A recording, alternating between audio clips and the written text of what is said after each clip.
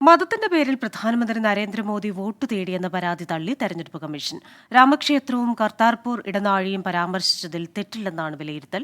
രാജസ്ഥാനിലെ വിദ്വേഷ പ്രസംഗ പരാതിയിൽ കമ്മീഷന്റെ മെല്ലെപ്പോക്ക് തുടരുകയാണ്. വിശദാംശങ്ങളുമായി ഡൽഹിയിൽ നിന്ന് ബൽറാം നെടുങ്ങാടി ചേരുകയാണ്. ബൽറാം, വളരെ വേഗമുള്ള തീരുമാനങ്ങൾക്കും നടപടികൾക്കും ഒക്കെ പേരുകേട്ടതാണ് തെരഞ്ഞെടുപ്പ് കമ്മീഷൻ. എന്നാൽ ഇവിടെ ചില കാര്യങ്ങളിൽ മെല്ലെപ്പോക്കുണ്ടാകുന്നു. അതേപോലെ തന്നെ ചില പരാമർശങ്ങൾ തെറ്റില്ല, അത് ഭരണപരമായ നേട്ടങ്ങൾ പറയുന്ന കൂട്ടത്തിൽ പറഞ്ഞതാണ് എന്ന പരാമർശവും വരുന്നു. വിവരങ്ങൾ. ക്രിസ്റ്റീന, പ്രധാനമന്ത്രി നരേന്ദ്രമോദി തെരഞ്ഞെടുപ്പ് പ്രചരണ റാലിക്കിടെ രാമക്ഷേത്രത്തെക്കുറിച്ചും കർത്താർപൂർ ഇടനാഴിയെക്കുറിച്ചും ഒപ്പം തന്നെ അഫ്ഗാനിസ്ഥാനിൽ നിന്നും ഗ്രന്ഥ സാഹിബ് കൊണ്ടുവന്നതിനെക്കുറിച്ചും നടത്തിയ പരാമർശത്തിനെതിരെയാണ് പരാതി ഉയർന്നത്. സുപ്രീം കോടതി അഭിഭാഷകനായ ആനന്ദ് എസ് ജൊണ്ടാലെയാണ് ഇക്കാര്യത്തിൽ തെരഞ്ഞെടുപ്പ് കമ്മീഷന് പരാതി നൽകിയത്. ഏപ്രിൽ 9-ന് പ്രധാനമന്ത്രിയുടെ പ്രസംഗത്തിൽ ഏപ്രിൽ 10-ന് തന്നെ പരാതി നൽകിയിരുന്നു.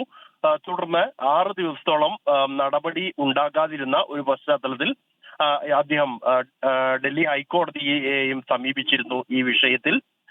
ഈ ഒരു സാഹചര്യത്തിലാണ് തെരഞ്ഞെടുപ്പ് കമ്മീഷൻ ഇക്കാര്യത്തിൽ തീരുമാനമെടുത്തിരിക്കുന്നത്. പ്രധാനമന്ത്രി മാതൃകാ പെരുമാറ്റച്ചട്ട ലംഘനം നടത്തിയിട്ടില്ല എന്നാണ് തെരഞ്ഞെടുപ്പ് കമ്മീഷന്റെ നിലപാട്. അവലോകന യോഗത്തിന് ശേഷമാണ് ഈ ഒരു നിലപാടിലേക്ക് തെരഞ്ഞെടുപ്പ് കമ്മീഷൻ എത്തിയിരിക്കുന്നത്. മതത്തിന്റെ പേരിൽ വോട്ട് തേടിയതായി ഈ പരാമർശങ്ങൾ പരിഗണിക്കാൻ കഴിയില്ല എന്നാണ് തെരഞ്ഞെടുപ്പ് കമ്മീഷന്റെ വിലയിരുത്തൽ. മറിച്ച് തന്റെ ഭരണ നേട്ടങ്ങൾ വിവരിക്കുക മാത്രമായിരുന്നു പ്രധാനമന്ത്രി എന്നാണ് കമ്മീഷൻ കണ്ടെത്തിയിരിക്കുന്നത്.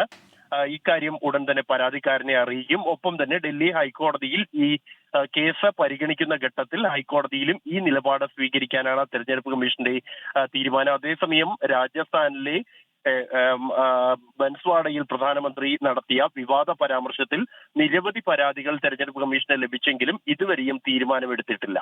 ക്രിസ്റ്റീന. ശരി, ഡൽഹിയിൽ നിന്ന് വിശദാംശങ്ങൾ നൽകിയത് ബൽറാം നെടുങ്ങാടിയാണ്.